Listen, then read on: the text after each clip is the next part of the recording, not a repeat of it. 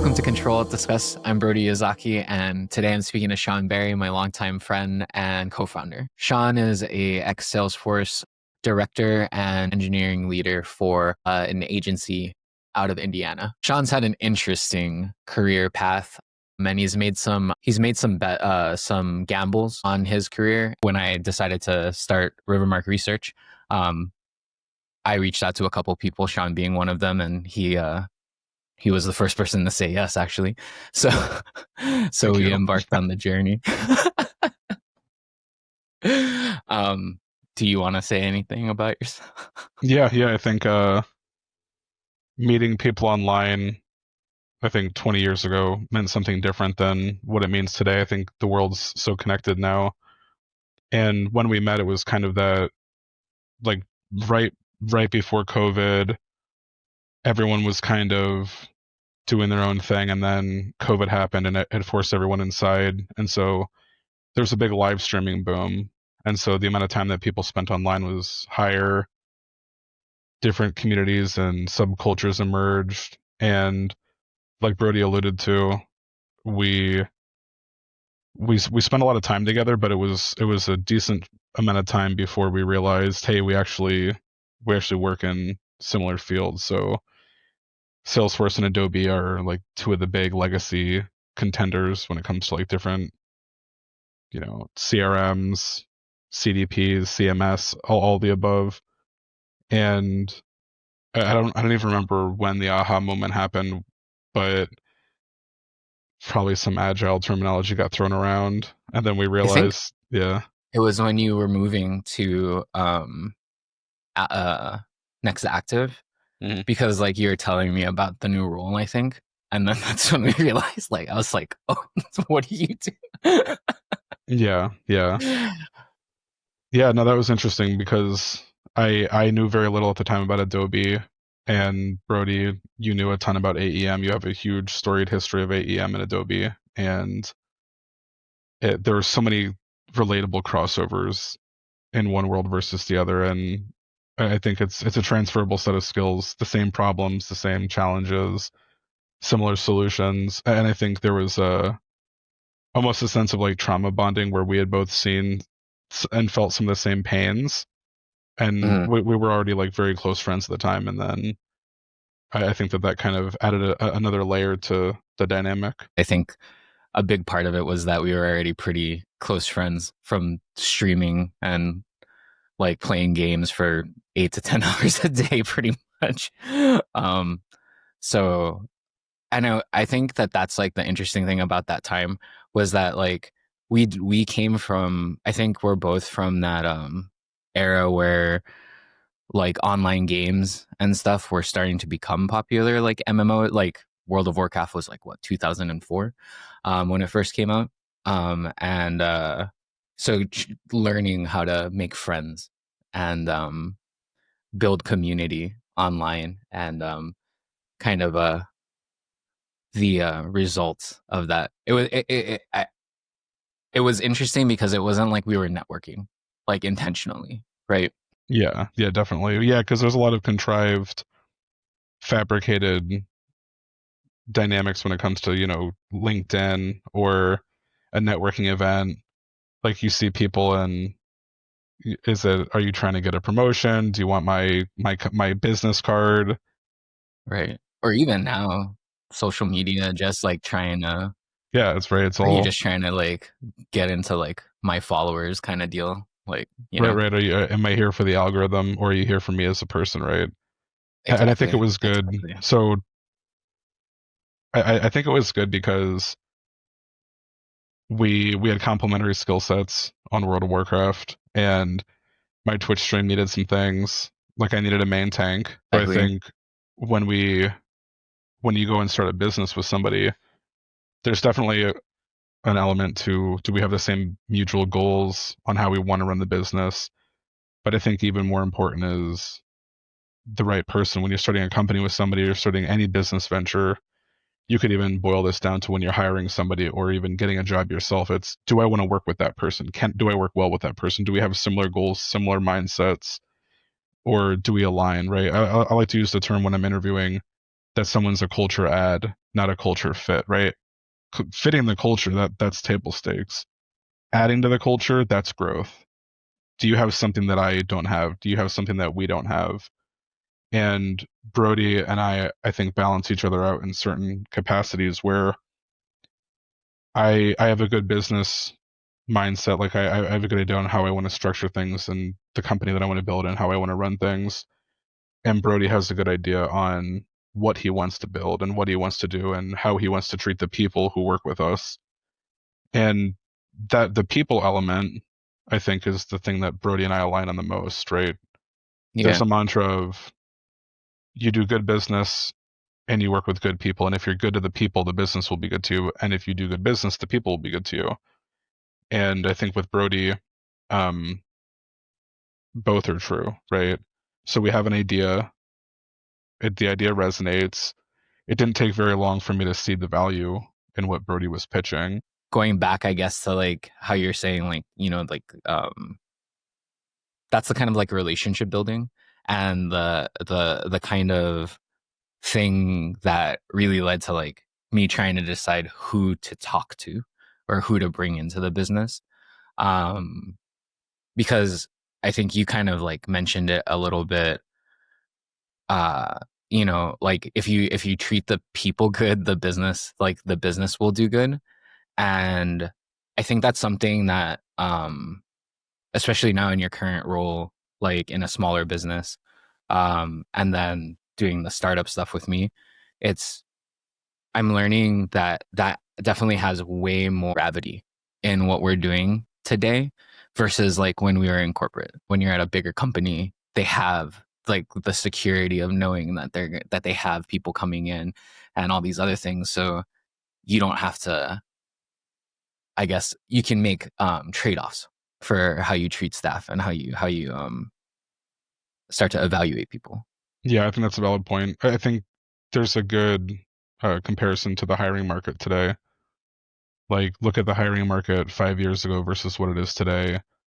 With all these tech layoffs and the advent of AI and the evolution of an already emergent remote workforce, today it's you might have a LinkedIn job posting that goes up, and within an hour you have 150 applicants.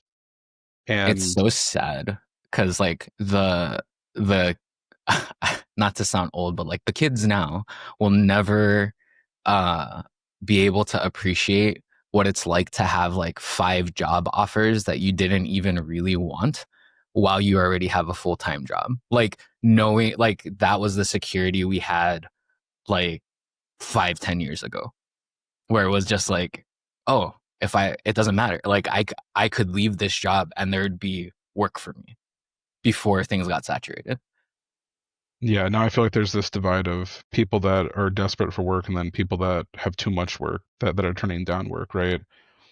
So I think there's also this emergence of like a career contractor, someone who's going to have you stack one or two W-2s, you stack three or four 1099s, you're making 500K a year, and compare that to even 5 or 6 years ago, your best bet was to stay with one company, get some vested stock options. There was loyalty, right? And then before that, your best bet was change roles every 18 months and take the salary bump each time.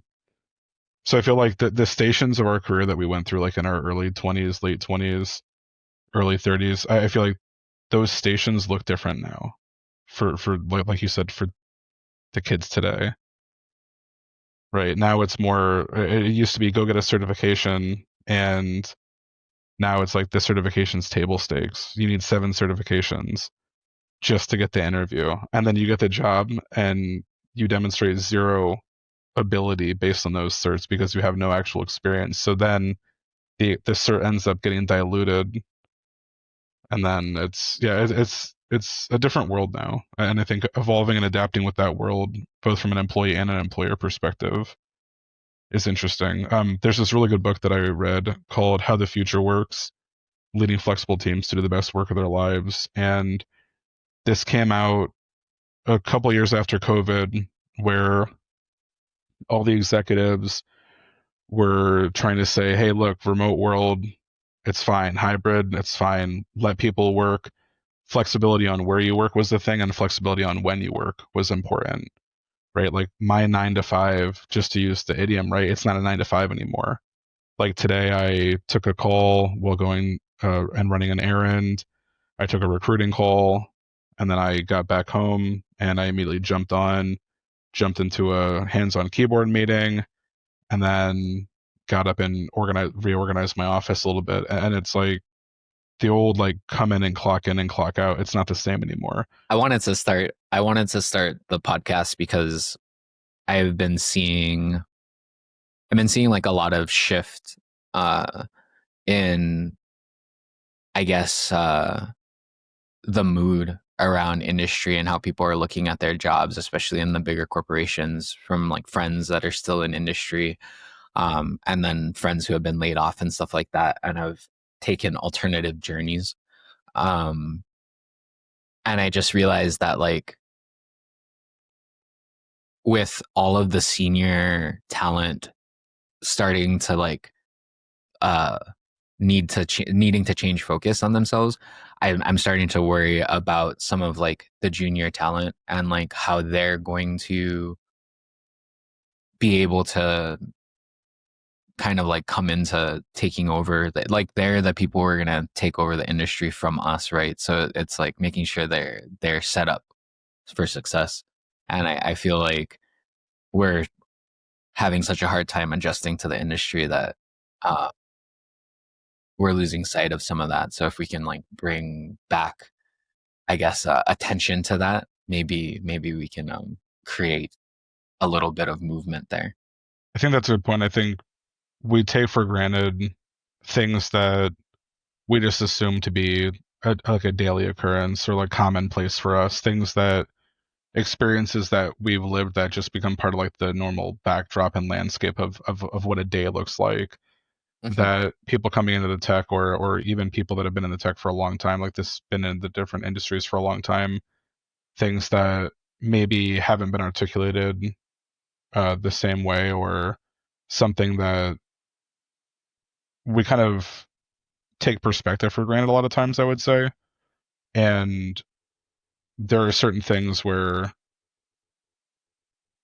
like, I'll give you an example. I can have a one-on-one that I schedule for 30 minutes, and 2 hours go by, and I realize we've talked a lot. We've had a great discussion, or we have like a sharing of like a meeting of the minds. It starts to feel like, and I think one of the things that I like about this idea that Brodie has to do this the whole podcast series is seeing things that have not been discussed in this forum in this way.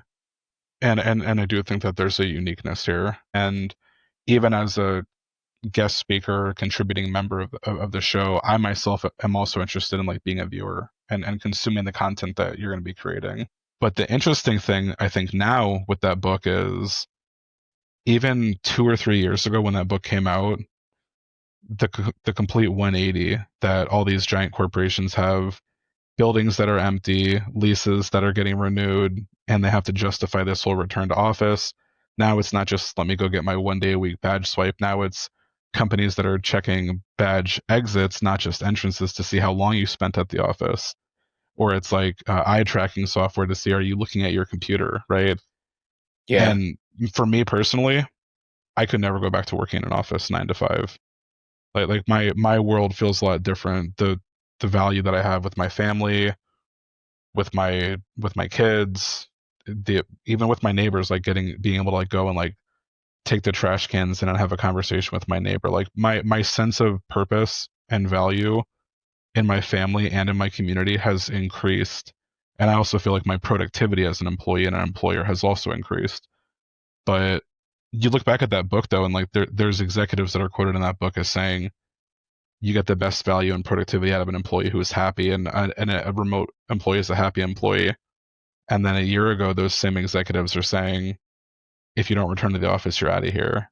And I think there's an overcorrection for how much flexibility and the perks that we got during COVID. There's an overcorrection now where we want to cut people in the name of return to office, but the true reason is because they're overstaffed. and because we want to replace everything with AI now. So I think return Yeah. to office ends up being a nice scapegoat to that. And so what are I those? Yeah. it was like a perfect storm, right? Like we have the overstaffing from COVID that led to like the original big layoffs from like when things started happening, like what 2020, end of 2023 into 2024. And then with the blow up of AI, it just continues. Well, we have the recession. So companies just continue to lay off through 2024. And then now with AI, it's like, well, you know, the economy is technically stable now because we're where we're at. So it's like we can't use that as an excuse. So the next excuse is, well, we're right sizing, right, in order to prepare ourselves for like the next stage or the next age of tooling and productivity. So I think that's like interesting. I guess it's that like that change and uncertainty it as to like why we like what made me want to start like this podcast. Because for me it was it seemed really abrupt where we went from a place where we care like there was a lot of mentorship, there was a lot of like um soft skill building, a lot of like building of individuals like in career, right? Like that was pretty much that was a lot of the focus. Well, at least for LinkedIn, that seems to be a lot of the focus in terms of like our mentorship and stuff. Kind of like how do you manage your career? How do you grow? How do you set the things up for yourself, right? And build a path. And all of a sudden, that just like went away. And now it just seems like how do I become productive? Like how do I it's not productive but more productive, right? Like you're not trying to be a 2 or 3x engineer anymore. The expectation is you're a 10x engineer because we gave you Copilot, and if you're not at least doing that, you're not meeting expectations.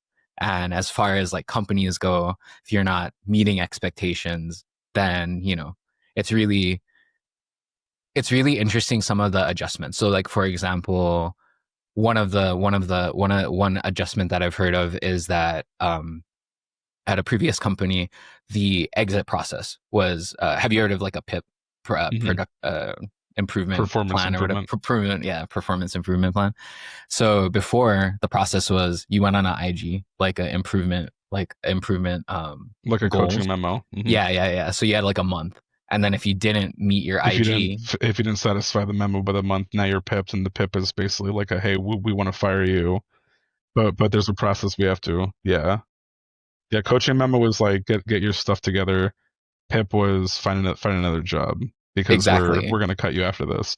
I know. I Now, think out of anyone that I've seen get put on a pip or that I've had to pip, I think it's maybe 75% chance that it's a one way ticket. Yeah, because there's two main outcomes, right, from a pip. It's either that person's partially checked out, and that just seals the fate of hey, we both know that you're not interested in doing a good job in exactly. this role, so it's time to go. And then that person just gives up, right? Not even quiet quitting; they're just done. Or it's they are now aware that there's a one way track, and you see like their back is up against the wall, and then who knows what happens. And I think that kind of to the point of like why you started the podcast at the beginning, right? Is there's a lack of humanity that comes in the face of uh someone's role, like someone's job, right? At the end of the day, it's like my favorite and least favorite interview question is why do you want the job? It's like because I need money and because I have bills to pay and insurance is expensive and my hope is that you're going to give me some good insurance and I'm going to give X amount of hours per day of my life for the foreseeable future and you're going to give me enough money to where I can make it to the next day and the next day, right? It's this transaction, but that's not the answer, of course, that is desired. It's because I really like the company and the values that you stand for and the vision and your the values of the company, which right might be for many companies like an oxymoron.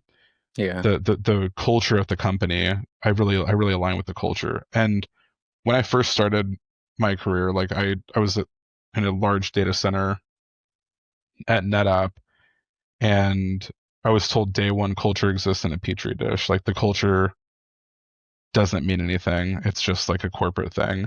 And what I quickly realized is that that wasn't really the whole truth. The whole truth is culture is something that's created by a team or a management or a department, right? Look at Amazon, for example. Amazon, by many accounts, feels like a series of startups. And which team you work at in Amazon, which startup you work for, really determines like the vibe or like how you feel at the company. Whereas one might Yeah. feel like big corporate, big tech. The other one might feel like a bootstrap, like it's five people like just doing some crazy things. Like you look at the Kindle team, for example, at Amazon, and that's like such a tiny team, and they did huge things. Like the complexity on hitting the purchase button when you buy an ebook on the Kindle originally to when it appears. There's like over 20 steps that have to happen within a minute. So you want to talk about the SLAs and everything that go into that. It's like smaller than the team size, smaller than anyone would think.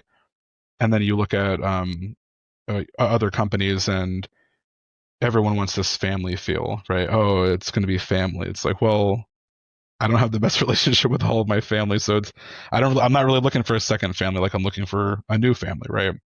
But I guess circling back though, I realize that culture does not exist unless somebody is creating that culture, right? And that goes for anything. But Yeah. when I started working at Exact Target, and I was leaving a small software company in Indiana to go to Exact Target, and like stepping off the elevator, I could feel this energy. Like there was something that was actually palpable about this culture. I didn't even realize at the time that it was the orange culture, but there was like a perceivable, tangible energy, like this quality that people talked about that I understood later, but I felt it, right. And then the interview process was great. I think I bombed the technical interview, and then I got carried through the personality side of the interview, like the soft skills. Then later, I quickly mastered the tech, but then we got acquired by Salesforce and Exact Target. We still had that kind of startup feel, that like small company feel within Salesforce. But then I realized that we were a part of a much bigger ecosystem. And the core side of Salesforce, like the CRM side of Salesforce, that operated at a pace that Exact Target did not operate at. And the checks and balances, just how quickly things could move along. And over the course of almost 10 years at Salesforce, I got to see that there truly was a culture. And that culture, there was remnants of the Exact Target orange culture, and then there was the Ohana culture with Salesforce. And that for me, I stayed there longer than I thought I ever would at any tech company, because it was because of the culture. And our team members, like they felt truly like they were part of a team. And very quickly I realized that over a decade, all of my clothes became Salesforce branded. All of my friends were coworkers. All of my activities were happy hours and like client meetups. It was like it had shifted my entire life to revolve around the company. And I think that stickiness, that's what the company wants, right? They want you to Yeah. become invested, right? They Yeah. want you to. I mean, we had I think I answered everyone the same when they asked me about LinkedIn, and I was like, "Oh, I'm never gonna leave." Like it was like they'll have to kick me out. There's no way yep, I'm leaving. You know, like they build this sense of ownership where you have like loyalty to the company. Like you become like that. It's like the new age company man, right? Kind of deal. yeah, for sure. Yep, and one of Exact Target's core values was do business like an owner, and we did, right? It was, if I have a dollar, what am I going to do with that dollar if I'm the company, right? And we did that well, right? So I mean, a lot of that still carries today. Like when I think about, no matter what platform you're on, Amazon's making money off of AWS, and we're all paying Amazon in one capacity or another. So when I think about how to implement a solution on Salesforce or any other similar tech stack, a lot of it now comes down to like consumption credits and consumption pricing. And so Hmm. even now when I'm building something, there might be five different ways to build something. I'm thinking about what's going to build while minimizing the consumption so that the overall OpEx of this implementation is lower, so that they'll have more dollars to give to me on the next engagement, right? But it's still that whole doing business like an owner. What I realized though after I left Salesforce, um, I was fortunate enough to leave Salesforce on my own terms and not through one of the rifts, but about a year or so after I left, I realized that Ohana, the Salesforce Ohana, meant something in a vacuum, right? Ohana, it's Ohana asterisk, right? It's we are a family until you're no longer a family. And I watched a lot of people who I thought were in tech, who I thought were untouchable. They had saved or made several hundreds of millions of dollars for large organizations. And I watched them get riffed, right, across all of the FANG companies. And that's when you realized no one's safe. Like, you think you're safe, you have this confidence, you have this security, you're a principal level architect, a staff level architect, or an engineer, and that actually becomes a liability, because on a, from a A balance sheet, consultancy, you're the yeah, from a balance sheet, yes, some third party organization gets hired, your name gets put into a list of people that are overpaid for their role, and it doesn't matter that you were instrumental, or you made $300 million for the company, or your individual profitability to the company is immeasurably higher magnitude than the person next to you who's a similar dollar amount. On paper, that doesn't matter, right? The Excel is the great equalizer in in the eyes of someone who's pushing the pencil and balancing the P&L. And I watched That's people what that I were was really, joking around about that yeah. with when I got laid off. It was just like it's nothing personal, right? Like I just landed on the wrong side of the balance sheet. So like Brodie, when you had a previous role and you're excelling and all exceeds expectations in all boxes, but then there's one box where you didn't have enough direct reports, and on paper that's interpreted as this is a manager who's not carrying his weight as a manager. This is someone who can't grow his team effectively. And let's just use an example. Let's say you have two directs, but the expectation is that you would have four or more directs. And maybe you're leading this team so efficiently, you're actually saving the company money to, again, doing business like an owner by not hiring two more people. You're able to do the work and deliver results and outcomes.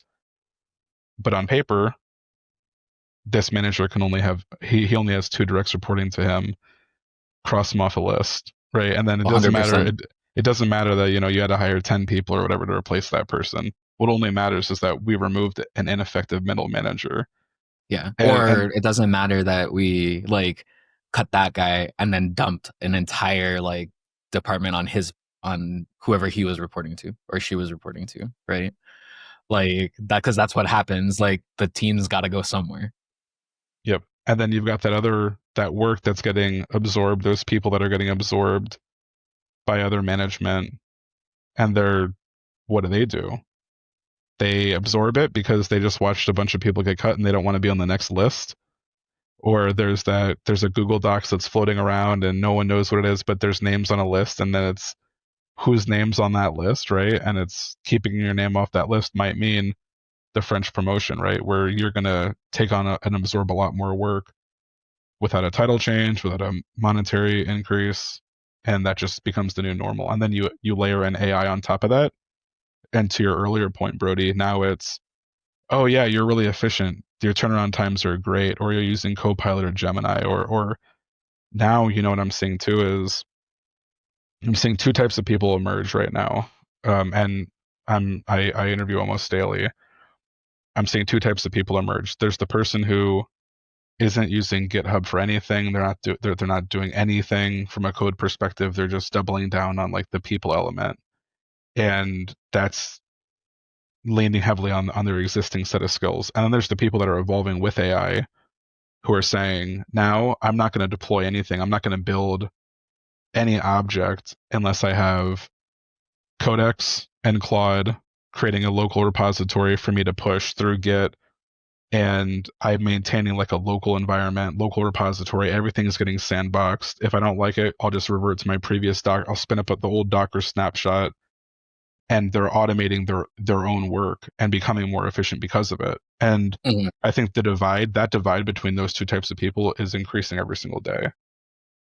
And Yeah, I think that when we 100%. step back and look, even 6 months ago where we were, you have people were just starting to learn, oh, I should probably start using AI, or Gemini's on Google Stack now. I should probably start using this here.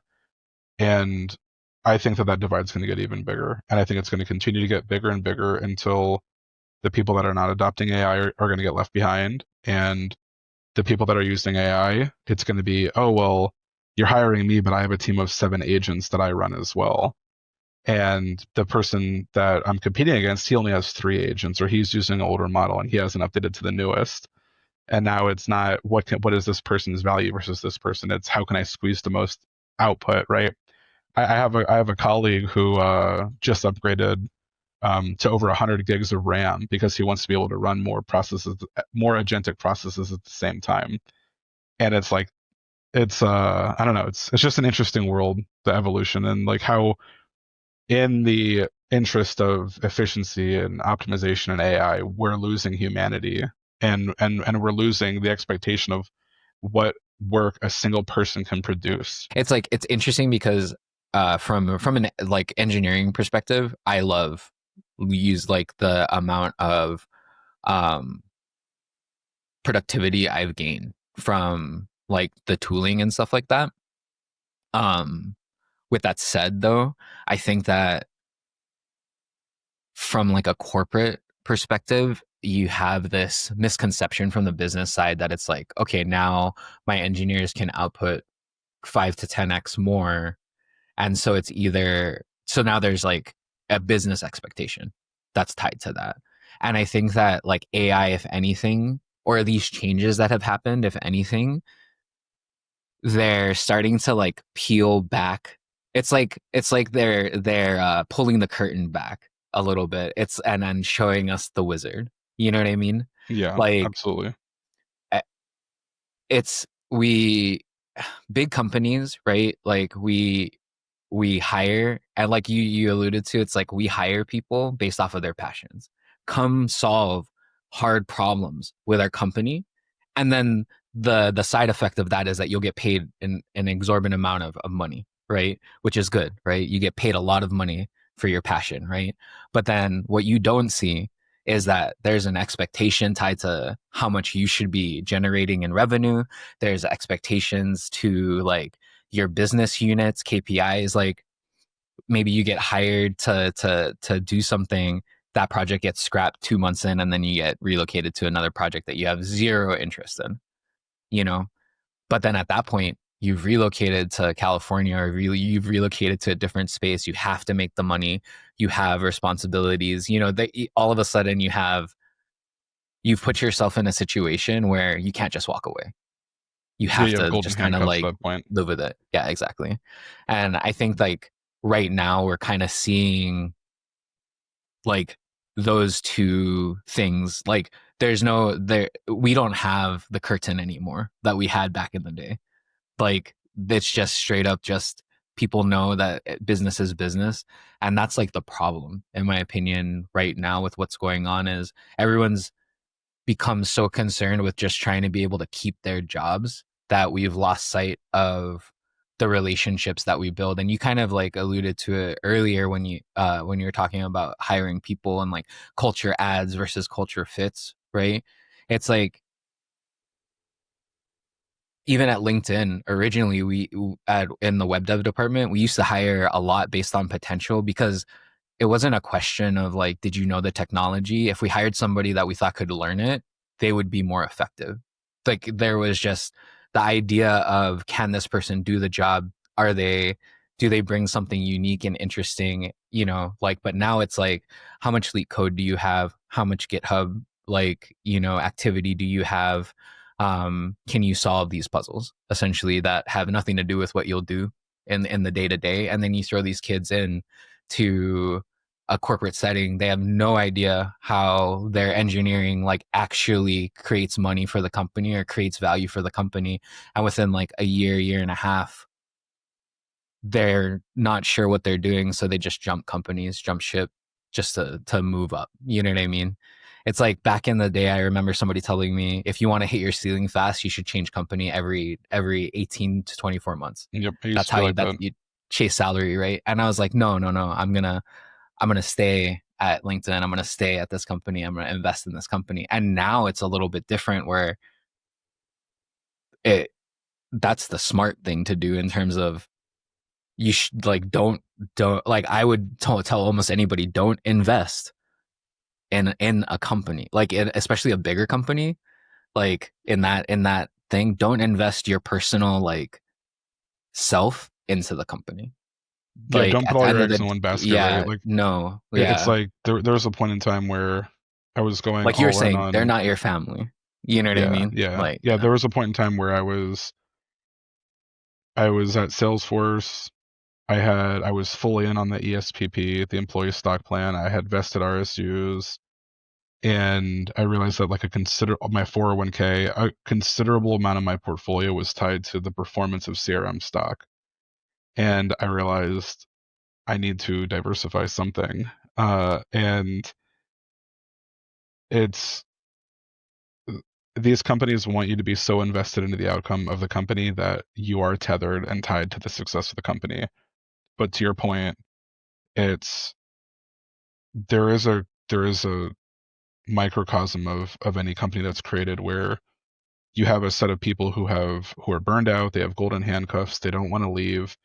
And then when they do leave, let's use the example that you gave, these kids who have no idea, they're producing something, but they have no idea how that ties back to like an end user, or they have no idea how that ties back to an actual tangible value. Like what are they building? They're building the widget, but they don't understand like the bigger picture of why that widget matters.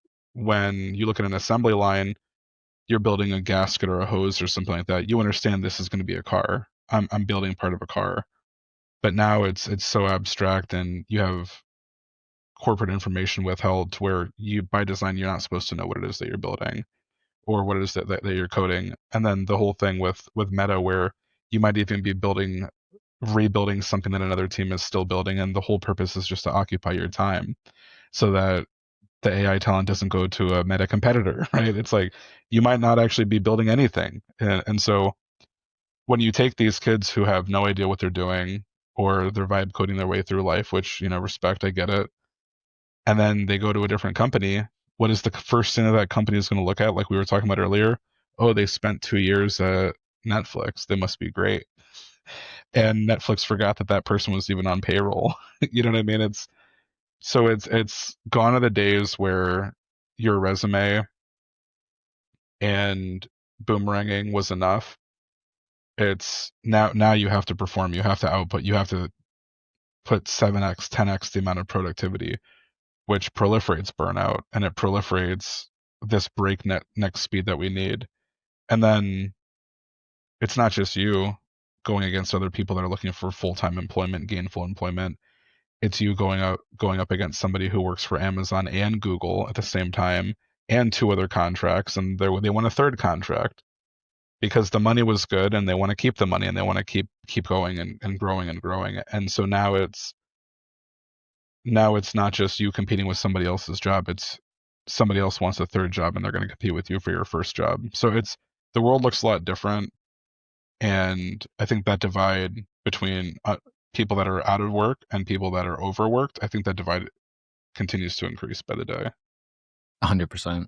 And I think like a lot of it has to do with like what you're saying. Like for example, we had like Amazon just did their layoff, like just did another round of layoffs, right? And that's kind of like it's scary because it's like that's that many senior engineers back in the market. You know what I mean? Like that are going to be competing for jobs just to get another job, just to get benefits back. Who are going to take roles that are below them or below their current role, right? And then just work their way back up.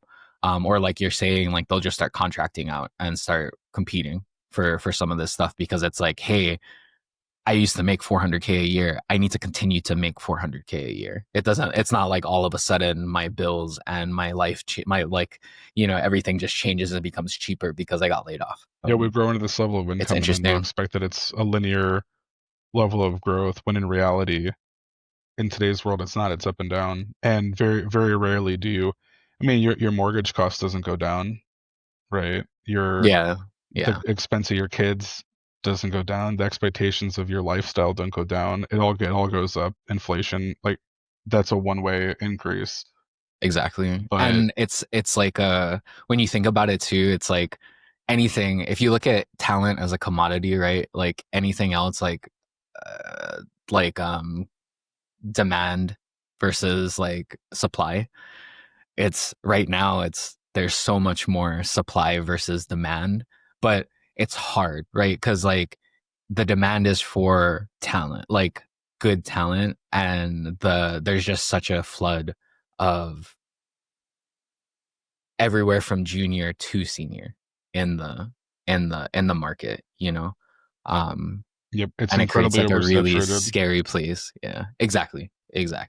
And the hard part about it too is like these some of the people like younger in their careers are they don't have like the tools that they need to compete with these like more senior engineers who have had the time to like learn the soft skills necessary to like have those conversations and understand the impact, right?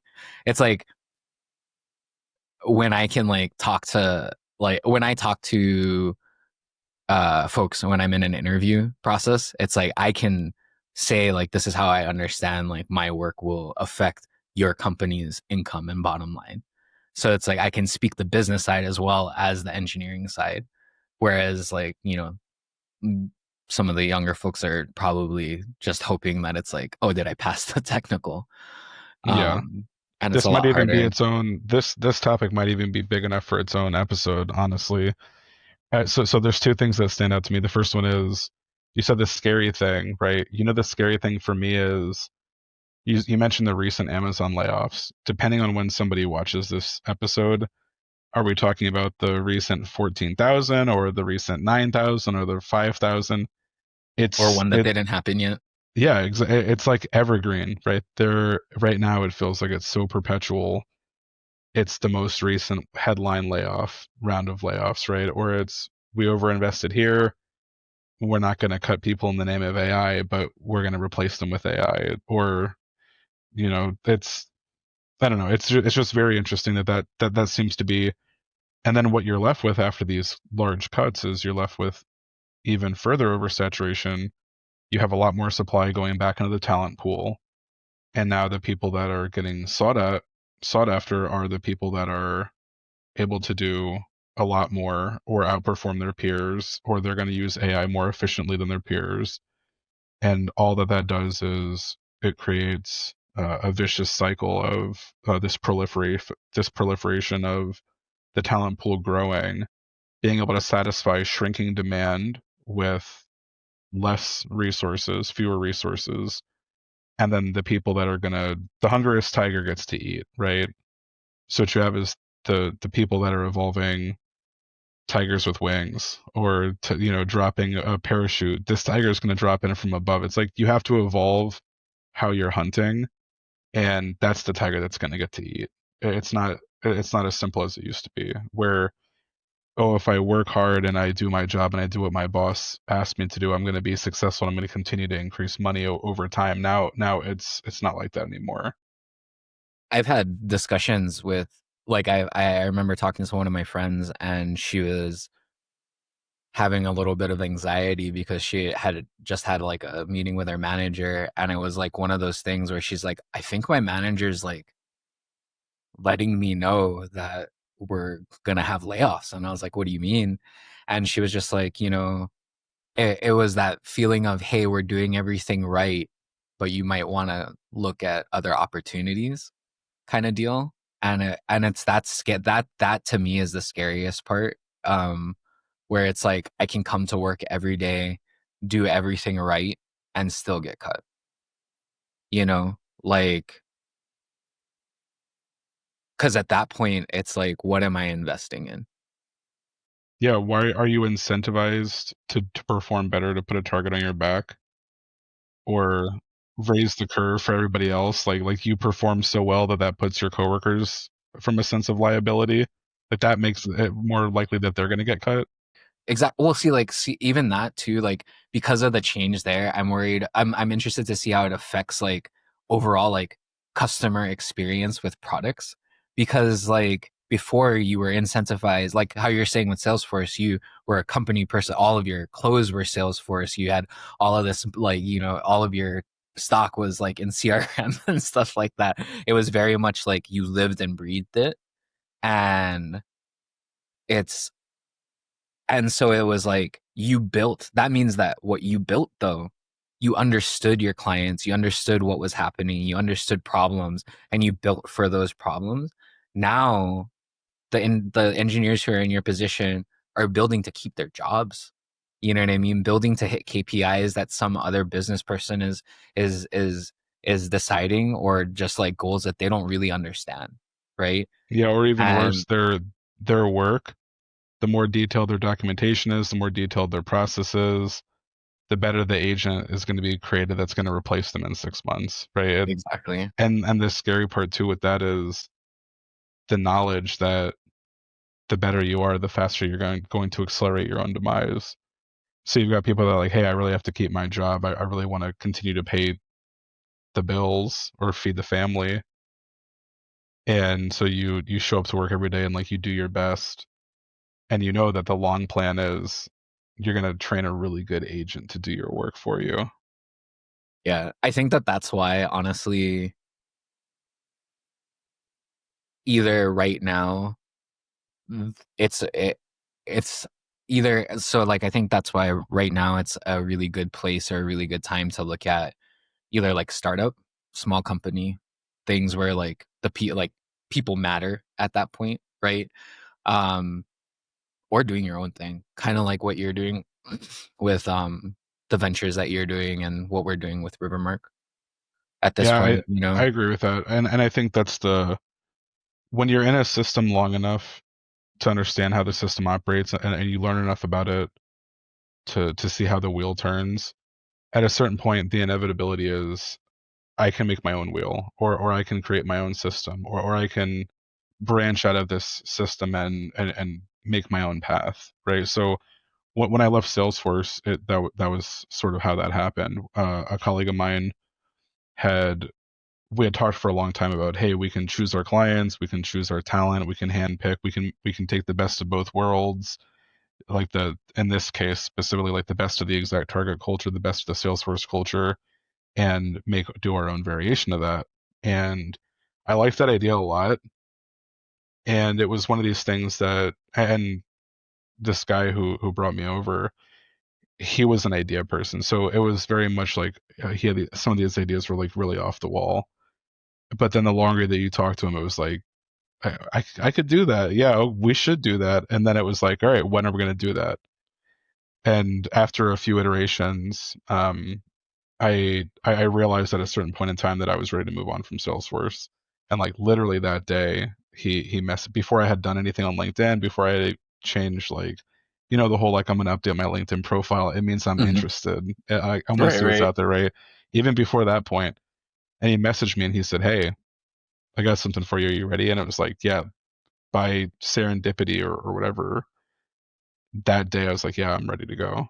And the rest was history, right? And then it was drinking from the fire hose. And people always say drinking from the fire hose. There's a lot of fire hoses, and there's different size fire hoses.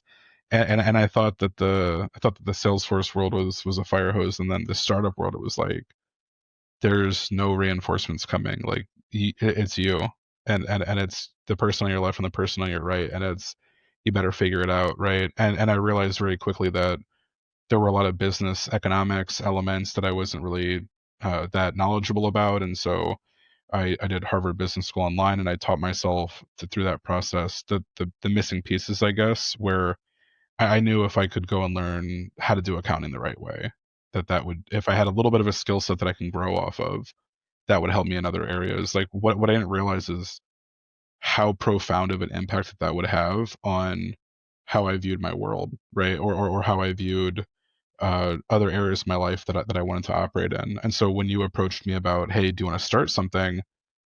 It part of the reason why earlier I had mentioned it didn't really take that long for me to decide, yeah, I want to be a part of that. It was because I knew we could. I believed in your vision and I believe in how you operate with people. And I was like, yeah, we have the right idea, we have the right people, and we have the right time to market. Like we have the right opportunity here. And so at that point, it was like, why not? And there was really nothing in the why not category, right? And I then was really surprised because like it was like I presented the idea to you and you're like, yeah.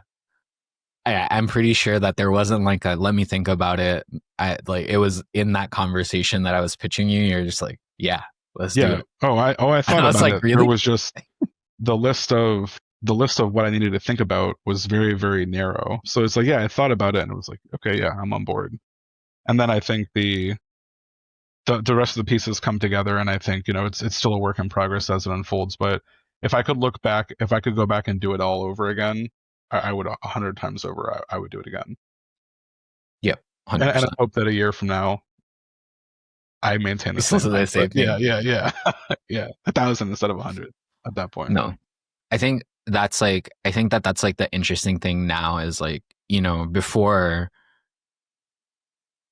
before defining your career was very much like you either had it was really binary in a lot of things, right? Get into a big FANG company and sit, or get into a big FANG company and jump around big FANG companies, right? Or I guess there was the whole like startup gig.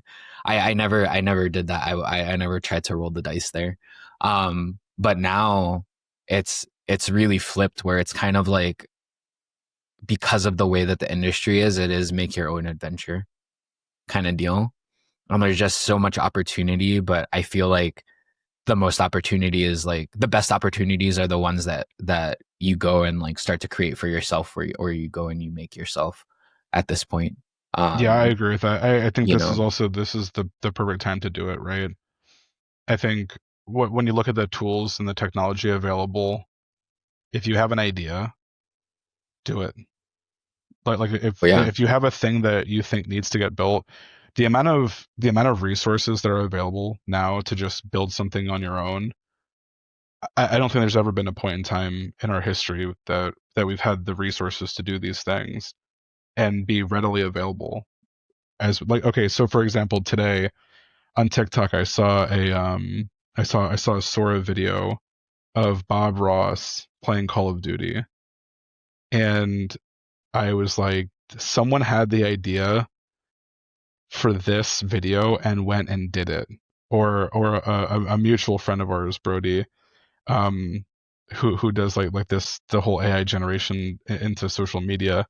I was like, man, this would be so funny if it was like this, and I was like trying to show off his like potential to somebody else. In 9 minutes, he had taken like a terrible prompt suggestion, like a crappy idea, and turned it into like a viral potential TikTok. And it was like that's it. That's speed to market is scary fast. yeah, yeah, and all of that can be automated to go even faster. That's like I think like that's the interesting thing now too is like I was reading a LinkedIn post last week and somebody had made a comment. There was a company that vibe coded like their initial release, and now they have to spend $300,000 to basically rebuild the program, right? Like they have to rebuild the app, and of course, like it was interesting. All of the engineers, like a lot of the No one knew comments were how it like, worked. "See, this is like," well, no, a lot of the engineers were also very much like, "See, like this is the problem with vibe coding, blah blah blah blah blah." But there was a salesperson in there or a business dev person in there, and they were like, "If the biggest problem you have after a year is needing to spend $300,000 because you're making millions of dollars on your application, that sounds like a good opportunity That's a spend." good problem to have.